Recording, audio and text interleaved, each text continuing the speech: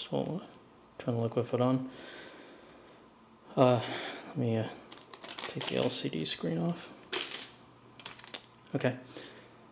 So the way to navigate through the liquid foot is to press the menu key once, and on the screen you'll see it's in 4-button mode, and a star means we're in the first bank switching or cycling menu. So that means these keys now act as both up and down, and I'll talk about that when I talk about presets.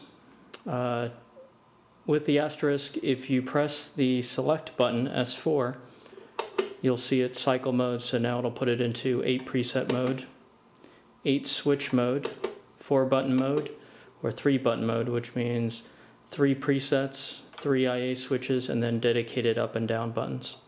Now, I always leave mine in 4-button mode. With the asterisk on the screen, if you press S3, watch the tempo light. Right now we're on page 0, which means this is IA switch 1 through 4. If we press S3, it'll go green. That means we're on page 1. So this is acting as S17, 18, 19, 20.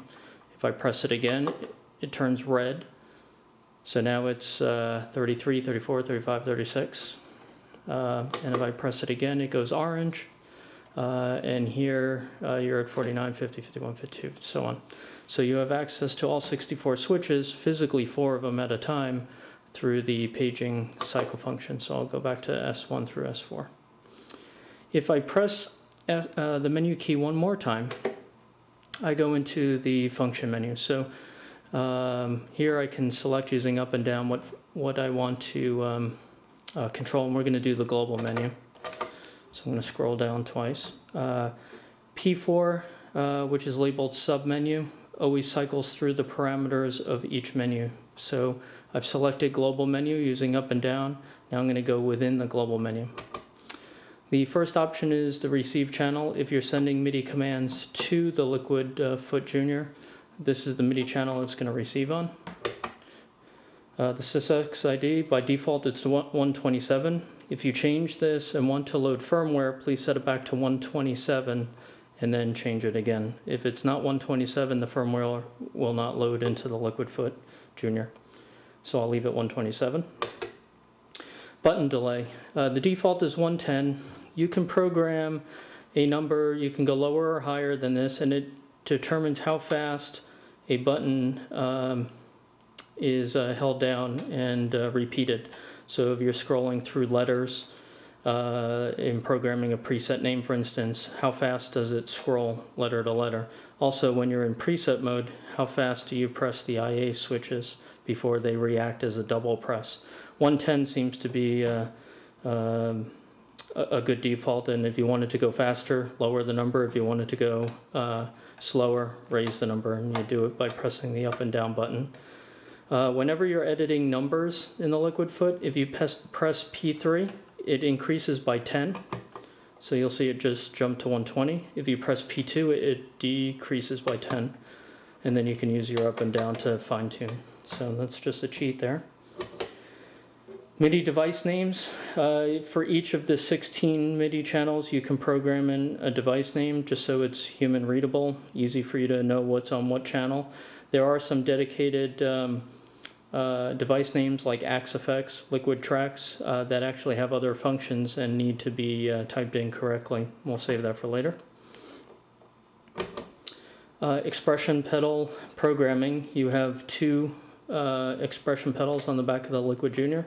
This is where you would program the MIDI commands for the global setting that you want to send.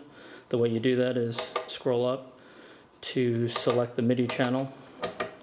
So let's say MIDI channel 1. Go to next. Tell it what command to send. Normally you're sending a CC controller change, which is a B message.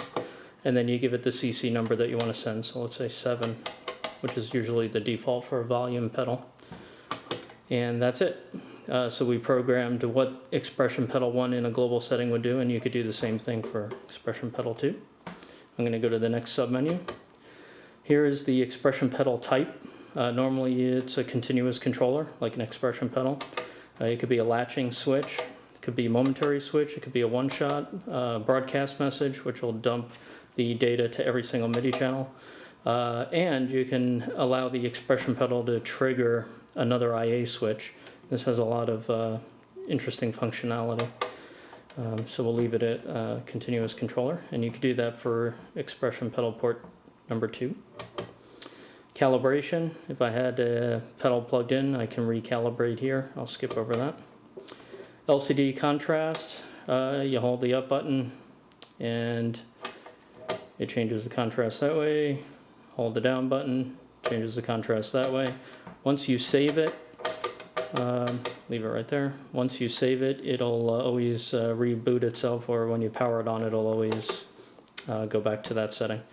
Allow MIDI control, it's defaulting to off. That means if you send it a program change or a CC message that the Liquid Junior understands, do you want it to process that? So if you want to change presets inside the controller, you could do that. If you want to have it automatically through like a software sequencer, change your IA switch states, you can do that as well, but defaults to off.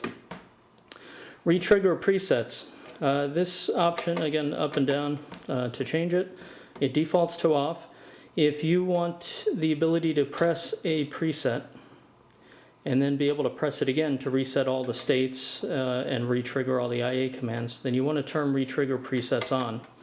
If you program into presets step commands, then this needs to be on so that you can press the P1 button, the preset buttons multiple times. If it's set to off, which is the default, then you can only press it once, and pressing it again will not re-trigger it. It assumes you've stepped on it twice by accident. So that's what this functionality does. Now if you press and hold it, and you'll see the tempo light blink, that'll still allow you to save your changes and make copies of presets to other areas of memory, but you can't double click it to re-trigger the preset. So that's what that means. So let's go ahead and go to the next submenu.